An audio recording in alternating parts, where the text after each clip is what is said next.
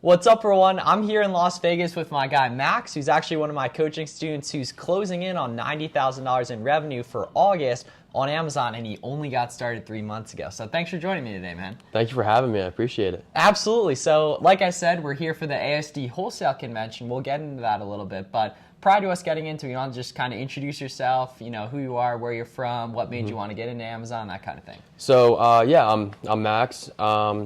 Pretty much I got started through a mutual friend that was also in the coaching program with Miles.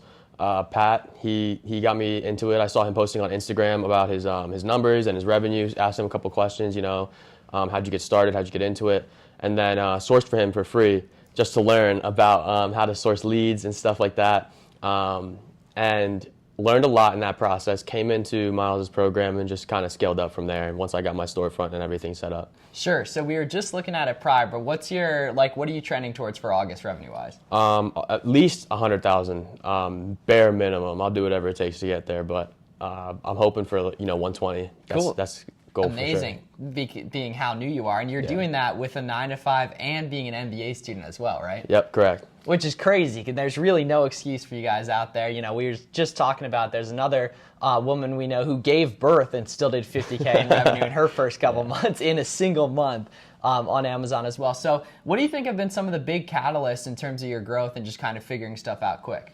Definitely FBM. FBM was the best thing that I could do, just because, one, you're going to get products, you're going to get that quick return.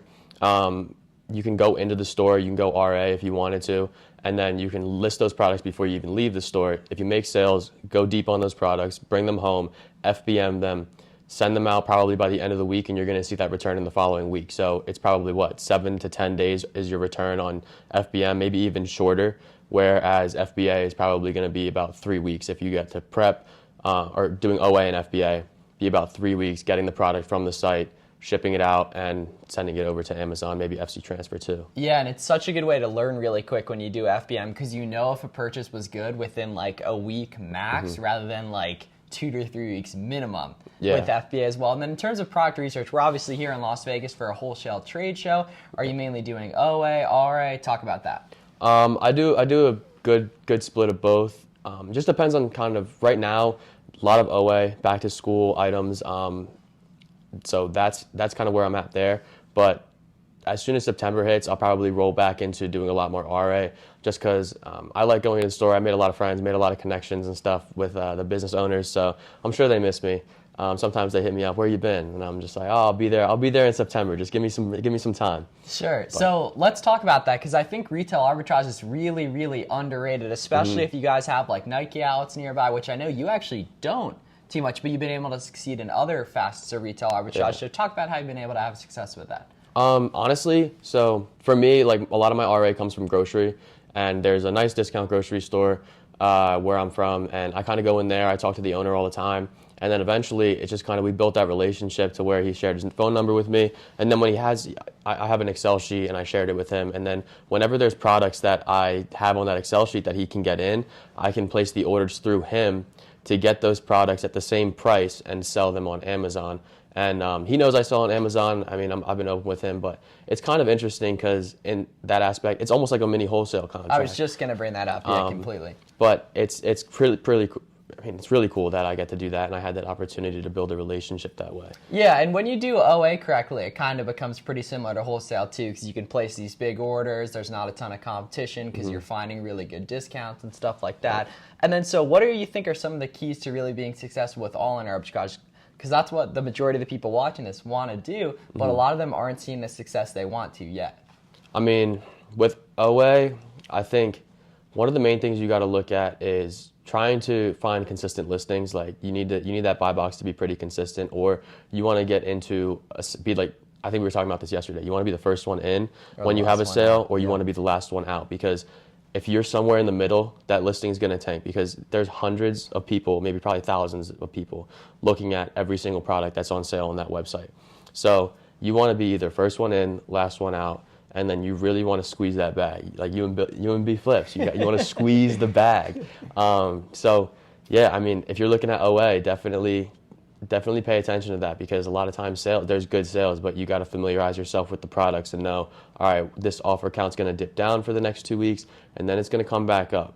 But I think that if you're starting out, you definitely want to be the first one in, because you need that quick return. If you see that offer count going up, stay away from it, because you don't have the cash flow to wait those 2 weeks, 3 weeks to get that offer count back down and the price to go up. Yeah, bro, that's why FBM's so big, because you get on listings really fast and everything. Yeah. It's like, okay, how do I know if I can FBM a listing? But the best answer is you list it for 30, 36 hours, 72 hours, and 0-day handling time. See how that goes, everything. And then in terms of online arbitrage, right, another thing that you've been incredibly good at that I'm always telling people to do is really big for me was the networking side of things. So let's talk about how making friends has been very valuable, because clearly we're here in the hotel room in Vegas hanging out. It's been a great thing for both of us, but I think a lot more people should do it. So, how's that been helpful?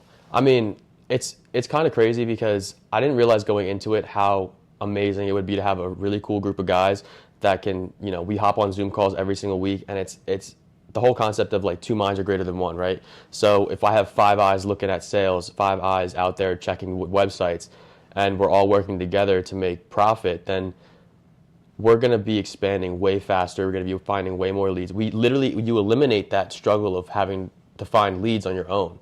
And I mean, most people will source out to VAs, but in the beginning, that's not profitable. You can't do it. You can't train. You don't know how to do it yourself. Exactly. So you're still learning yourself. How are you going to train a VA? Whereas everybody in that group is teaching themselves. We're feeding off of each other. We're learning together. We're developing together, and we're making money together on an exponentially higher rate than anybody else in the game, right? Because we're all five minds, 6 minds. There's it's all you guys in that group chat we have, basically. You all started in the past 6 months, and you're all substantially further than most people that have been at it for a year, because you're able to work together and get there a lot quicker by combining energy and stuff like that. So what does your current operation look like? Because I see on FaceTime you got product everywhere. Sometimes you're sleeping with the product and everything, but you have prep center for FBA, virtual assistants. The boys talk about that, kind of what you do have of those.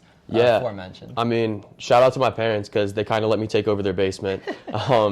But I try to keep everything as organized as possible when it comes to FBM. But I did turn my parents have a pretty big basement. I probably turned 1,000 square feet of their basement into straight Amazon space, where I put up shelves and I organize all my products. I have outbound shipping shelves, product shelves, and everything.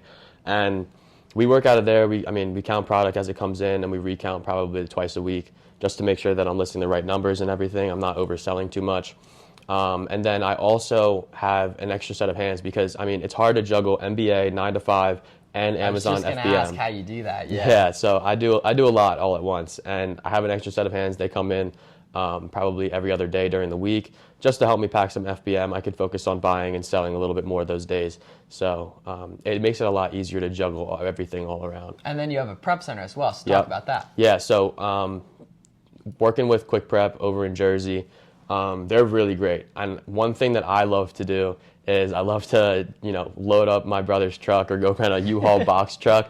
And if I have a bunch of product in my house that I was FBMing and I need to make room for, new product, I'll just load them up into boxes, throw them in the truck, drive an hour down to Quick Prep and drop it off, and they'll just get it out either same day or next day for me. It's really sweet to have that there, like that option, because I'm saving hours and hours on prep, and then I get to focus on filling those FBM orders and getting my new products in, stocking up. Last week I got my own FedEx truck, so I felt like a baller. Dude. I thought it was really cool when 2 UPS trucks came once for deliveries. You're getting a lot of product. Let's dig in a little bit further on the time management side of things. How does it work? Do you have a really good regimented schedule? Like, how are you balancing all these different things you got going on? Yeah, I think routine is 100% the most important thing that you can get when you're doing a ton of different stuff all at once, right? So I'm FBMing, I'm FBAing. I have to manage my store in both of those aspects. Then I'm getting my MBA, my 9 to 5. So it's like, where do I have time to eat? Where do I have time to hit the gym? Like, most people are going to... Girlfriend, too. Yeah, I've had a girlfriend for 7 years. So, fostering that relationship as well. And she's been super cool, super patient with me. So shout out to her. But I think routine, all right, I wake up at probably about 7 a.m., and I'm at the gym by 7:30, and then I'm back home at 8:30. I work from 9 to 5, and then after 9 to 5 is pretty much Amazon till I go to bed. And, you know, my parents, my dad's always cooking dinner and stuff like that, making sure I eat lunch and taking care of me. So they've been doing really a lot for me, just making sure that I'm staying on top of my health and everything. So yeah, and this is a grind season of life. Yeah. That's the way I see it. Is that like, you know, when you're just getting started, you go in and do retail arbitrage for the first time, like, oh my gosh, I can't imagine having to go scam this stuff for 10 years. You're not going to have to. If you do it right, you can get to know the store owner and they can send you a spreadsheet of the products, or you can use retail arbitrage to learn what's good, to start doing OA on those products, to start doing wholesale with those products and everything. So as we finish up here, talking about the future, how do you see this evolving 6 months from now? Do you want to be doing mainly wholesale? Talk to me on that. I mean, I don't ever see myself letting go of OARA. I think it's really profitable. I think that there's a lot of room to just keep growing in that aspect. I mean, you're living proof of that, right? And then I do want to also go into wholesale, but I have a buddy that I went to college with. He moved to the area pretty recently. I've been teaching him about OA and RA on the premise that he's going to kind of work for me and also kind of take over that OA to RA aspect. So kind of source that to him. And then for at least a couple of months, I could focus on developing wholesale. And then we can kind of get both of those going and really explode. Yeah, I think the best part of really starting to click with business is that you realize how much more you can do. You realize that you can go into other stuff, and if it works for other people, it can work for you completely. So no doubt my mind, you'll smash that. What do you think December revenue? You can call your shot here. We got 4 or 5 months left. Call your shot on December revenue. December? Oh, minimum 200K. That's low, dude. If you're doing 90, back to school 3 months in, but all right, we'll up it to 3. We'll up it to 300K. Cool. Well, how do you feel about that? Well, the difference between 200 is like purely just like how much will you sit there at FBM, which is for me a shit ton. Yeah, for me it'll be the same. So sweet, man. Sounds good. And where can people find you online? Yeah, on Twitter and Instagram, my handle's @fulfilledbymax. So if you guys ever want to reach out, ask any questions. Dancing videos on there. This dude's got everything going on. So you make sure you follow Max, and I'm glad to know you, man. Thanks for coming on. Thank you for having me. I appreciate it. Yes, sir.